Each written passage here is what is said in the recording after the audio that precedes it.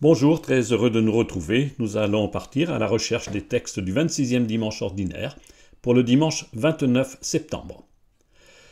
Le moins qu'on puisse dire, c'est que les textes de la parole de Dieu proposés pour ce 26e dimanche ordinaire ne sont pas un message plein de douceur. Pour une fois, la liturgie n'a pas édulcoré la rudesse de l'enseignement de Jésus dans l'Évangile ou celui de Jacques dans la deuxième lecture. Mais avant de nous laisser bousculer par ces fortes paroles, un premier message se répercute de la première lecture à l'Évangile. Il se résume dans ce verset mis dans la bouche de Moïse. « Ah, si le Seigneur pouvait faire de tout son peuple un peuple de prophètes, si le Seigneur pouvait mettre son esprit sur eux. » En écho au rêve éveillé de Moïse, Jésus, dans l'Évangile, rabroue gentiment Jean qui voudrait empêcher ceux qui ne sont pas de leur groupe de chasser les démons. Suit alors un ensemble de conseils à ne pas prendre au pied de la lettre. Si, pour éviter de scandaliser les petits qui mettent leur foi en Jésus, celui-ci invite à se mutiler plutôt que de risquer la mort éternelle, il s'agit bien d'une image à valeur spirituelle. Enfin, la lettre de Jacques étrie les riches à la manière de prophètes comme Amos. Mais n'est-on pas toujours le riche de quelqu'un? Entrons donc dans l'écoute de cette parole et acceptons de nous laisser secouer ce dimanche. Commençons donc par la première lecture. La première lecture est un récit extrait du livre des Nombres. Ce quatrième livre de nos Bibles fait partie des livres de la loi. Nous l'appelons livre des Nombres parce que, à plusieurs reprises, Moïse est invité à dénombrer le peuple qui marche dans le désert. Mais la Torah l'appelle « dans le désert » justement. Ce livre entremêle des récits et des textes législatifs ou liturgiques. L'extrait lu ce dimanche se trouve dans un chapitre qui raconte les protestations des Hébreux contre Dieu. Moïse lui-même se plaint auprès du Seigneur, car il est dépassé par ce peuple affamé et trop nombreux, 600 000 hommes à pied. Dieu lui demande de s'adjoindre 70 anciens qui seront prophètes comme lui pour l'aider dans sa tâche. Mais voilà que 2 hommes osent prophétiser sans en avoir reçu l'ordre. Ce récit se trouve au chapitre 11 du livre des Nombres, les versets 25 à 29.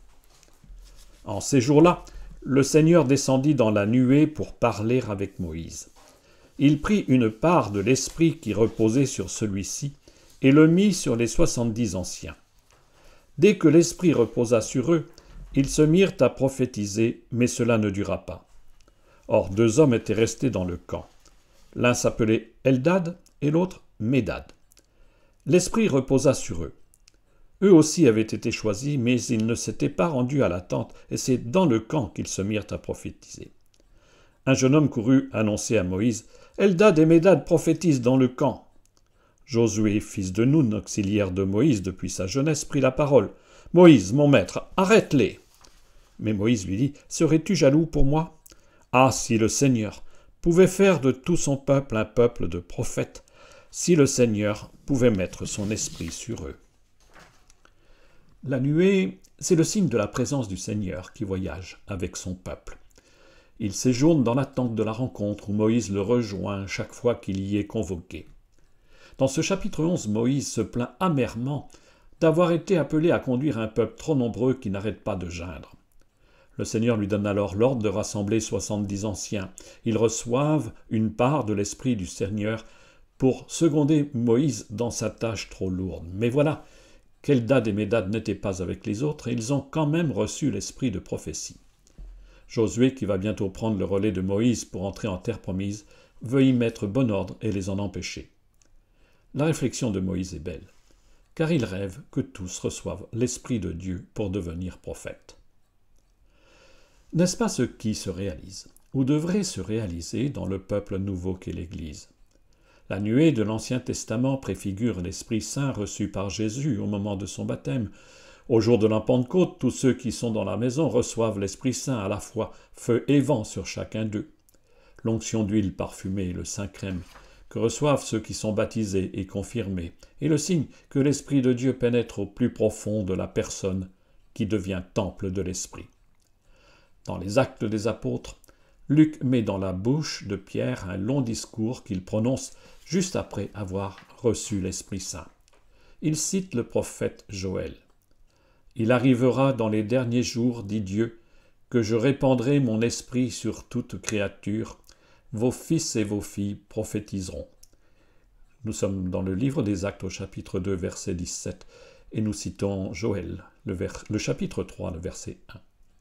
Rêvons, avec Moïse et Pierre, que tous les baptisés ayant reçu l'Esprit Saint deviennent vraiment un peuple de prophètes qui annoncent l'Évangile en parole et en actes. Découvrons maintenant la deuxième lecture. Depuis plusieurs semaines, nous lisons des extraits de la lettre de Jacques. Cette lecture suivie s'arrête ce dimanche. Dès dimanche prochain, nous commencerons la lettre aux Hébreux. Mais quel message pour terminer! En gros, si on résume, on retrouve, dit autrement, une parole de Jésus dans l'évangile de Luc. Quel malheur pour vous les riches! La malédiction n'est pas à prendre à la légère. Elle nous interroge tous en vérité sur le partage de toutes nos richesses, et pas seulement matérielles. Nous voilà dans le dernier chapitre de la lettre de Jacques, le chapitre 5, les versets 1 à 6. Vous autres, maintenant, les riches, pleurez, lamentez-vous sur les malheurs qui vous attendent. Vos richesses sont pourries, vos vêtements sont mangés des mites, votre or et votre argent sont rouillés. Cette rouille sera un témoignage contre vous, elle dévorera votre chair comme un feu. Vous avez amassé des richesses alors que nous sommes dans les derniers jours. Le salaire dont vous avez frustré les ouvriers qui ont moissonné vos champs, le voici qui crie, et les clameurs des moissonneurs sont parvenues aux oreilles du Seigneur de l'univers. Vous avez mené sur terre une vie de luxe et de délices, et vous vous êtes rassasiés au jour du massacre. Vous avez condamné le juste et vous l'avez tué, sans qu'il vous oppose de résistance. Les siècles passent, les problèmes demeurent. Quelle actualité pour ces paroles de l'apôtre, en ces années où un tout petit nombre tire un profit exorbitant quand tant de nos frères humains n'ont pas de quoi vivre. Même la pandémie, qui a provoqué tant de malheurs dans les familles partout dans le monde, a permis à quelques-uns de s'enrichir au-delà du raisonnable. Vos richesses sont pourries. Mais nous nous sentons bien démunis en dénonçant les mal et les injustices pour savoir quoi faire. Et on est toujours le riche de quelqu'un. Cela repose sans cesse la question de la solidarité avec les plus pauvres chez nous et partout dans le monde. Et partons à la découverte maintenant de l'évangile proposé ce dimanche. L'évangile de ce dimanche présente deux parties qui n'ont apparemment pas de lien direct.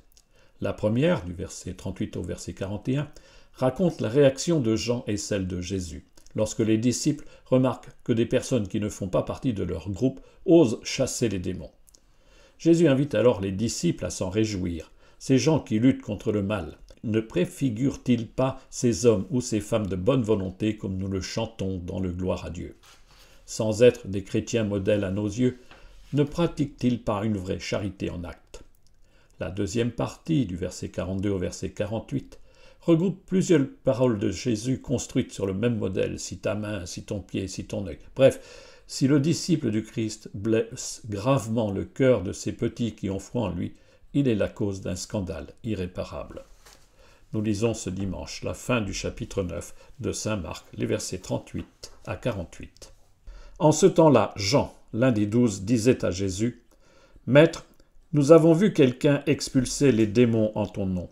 Nous l'en avons empêché car il n'est pas de ceux qui nous suivent. » Jésus répondit, « Ne l'en empêchez pas, car celui qui fait un miracle en mon nom ne peut pas aussitôt après mal parler de moi. Celui qui n'est pas contre nous est pour nous, et celui qui vous donnera un verre d'eau au nom de votre appartenance au Christ, amen, je vous le dis, il ne restera pas sans récompense. Celui qui est un scandale, une occasion de chute pour un seul de ces petits qui croient en moi, mieux vaudrait pour lui qu'on lui attache au cou une de ces meules que tournent les ânes et qu'on le jette à la mer. Et si ta main est pour toi une occasion de chute, coupe-la. Mieux vaut pour toi entrer manchot dans la vie éternelle que de t'en aller dans la géhenne avec tes deux mains, là où le feu ne s'éteint pas. Si ton pied est pour toi une occasion de chute, coupe-le. Mieux vaut pour toi entrer estropié dans la vie éternelle que de t'en aller dans la géhenne avec les deux pieds. Si ton œil est pour toi une occasion de chute, arrache-le. Mieux vaut pour toi entrer borgne dans le royaume de Dieu que de t'en aller dans la géhenne avec les deux yeux, là où le ver ne meurt pas et où le feu ne s'éteint pas. Comme Josué dans la première lecture, Jean voudrait bien mettre un terme à l'activité de ces individus qui guérissent des malades alors qu'ils n'en ont pas reçu mission. Comme Moïse qui rêvait que tous deviennent prophètes, Jésus invite Jean et les autres disciples à porter un regard positif sur eux. S'ils prennent soin de la souffrance des autres et les guérissent, c'est qu'ils sont d'authentiques témoins de la bonne nouvelle. L'Évangile n'est pas seulement l'affaire du petit cercle des pratiquants. Il peut toucher le cœur de plein de gens qui deviennent capables d'une vraie charité au quotidien. Ils sont nombreux, ces hommes et ces femmes de bonne volonté, qui prennent soin des autres de manière admirable. Réjouissons-nous quand l'Esprit Saint imprègne les cœurs en secret et leur donne de vivre la fraternité hors des cadres que nous voudrions bien lui assigner. Le verre d'eau partagé devient ici le symbole de tant d'actes d'amour ou de compassion. Et si nous peinons à en rendre grâce, Dieu, lui, saura bien les reconnaître. Ces personnes vivent vraiment l'agir au quotidien pour la gloire de Dieu et le salut du monde, ce salut promis bien au-delà des frontières de nos églises. La seconde partie des paroles de Jésus pourrait bien s'adresser d'abord à ceux qui sont chargés de guider les autres ou s'en donnent la mission. À l'origine, le scandale, c'est le caillou sur la route qui vous fait tomber. Où est le scandale aujourd'hui qui est occasion de chute? Est source de scandale celui qui abuse de son autorité au nom de Dieu et pervertit le message de la bonne nouvelle à son profit. Sont scandaleux en ce siècle les actes odieux de pédophilie, les abus, le plus souvent de nature sexuelle, commis par des responsables de communautés religieuses sur ceux qui leur faisaient confiance. Mais chacun de nous ne peut-il pas s'interroger et regarder sa vie en se demandant « Ne suis-je pas occasion de chute pour mon frère ou ma sœur, chaque fois que je fais du mal aux autres en étant persuadé de faire du bien ?» Mon œil, c'est mon regard qui juge les autres et condamne. Ma main, c'est le signe de l'amitié faussement partagée, de la paix donnée alors que le cœur est plein de rancœur. Mon pied, c'est le chemin fait avec des compagnons de route, sans amour, car il est plutôt le croche-pied de l'hypocrisie. Le conseil de Jésus n'est pas à pendre au pied de la lettre. Il ne s'agit pas de mutiler son corps, mais son cœur, et la vraie circoncision est spirituelle.